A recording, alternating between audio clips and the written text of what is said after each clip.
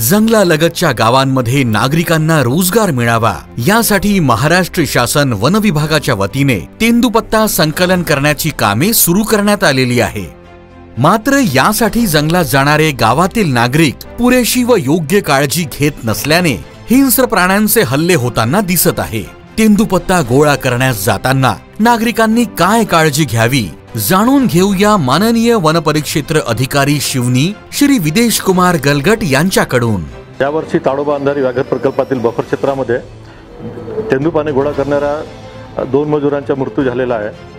तर तशा प्रकारच्या घटना घडू नये म्हणून आम्ही गावागावामध्ये बॅनर पोस्टर लावलेले आहेत, लोकांना सूचना देत आहोत आणि आम्ही स्वतः आमचा पुरा स्टाफ प्रत्येक गावातील मजुरासोबत स्वतः आम्ही हजर राहून सकाळी पहाटेला आम्ही सुद्धा 4 वाजता जातो आणि त्या लोकांना अडवून ठेवतो आणि दिवस निघाल्यावर त्यांच्यासोबत जातो आणि जेव्हा पूर्ण पाने गोळा केल्यानंतर दुपारी आम्ही त्या सगळे मजूर परत आले की नाही ते शहानिशा करून त्याच्यासोबत आम्ही घरी येतो। आमचे उपसंचालक श्री पाठक साहेब यांच्या मार्गदर्शनात आम्ही ही संपूर्ण कारवाई पार पाडत आहोत आणि सगळ्या लोकांना जागरूक करत आहोत। तर अशा घटना टाळण्यासाठी आम्ही लोकांना आवाहन करतो की तुम्ही भल्या पहाटे जाऊ नका जंगलात आणि ते तिथे गेल्यानंतर आपण समूहाने जावे, समूहाने पाने तोडावे। ज्या ठिकाणी आम्ही वन विभागाचे फलक लावलेले आहेत, सिंहस्थ प्राण्याचा वास्तव्य आहे म्हणून नाले आहेत, पानवटी आहेत, काही प्राण्यांच्या गुहा आहेत किंवा अतिशय दाट जंगल आहे